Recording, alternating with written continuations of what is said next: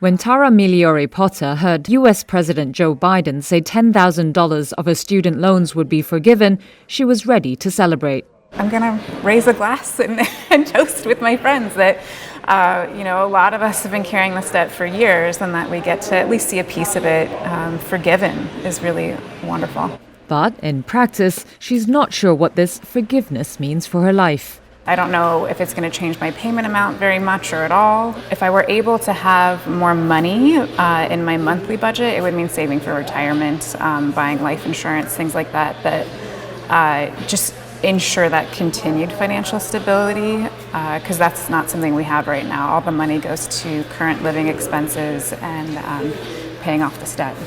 Potter, who works at a Seattle food bank, said paying off these student loans is like living in a hamster wheel with no end in sight. She said she's ready to support collective actions like the Can't Pay, Won't Pay student debt strike organized by the Debt Collective. The group is a national organization that's pushing for full student loan debt cancellation.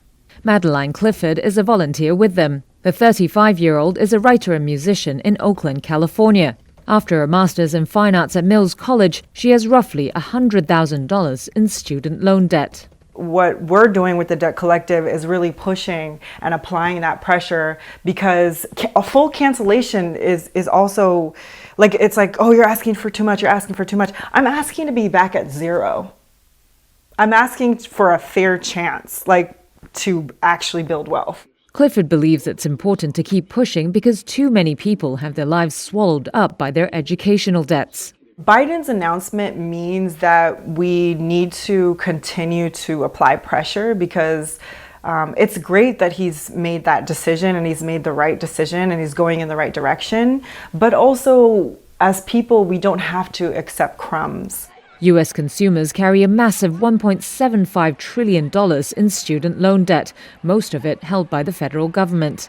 Republicans have mostly opposed the student debt forgiveness, calling it unfair, but in defense of his decision announced on Wednesday, Biden said it would see funds flowing back into the country's economy.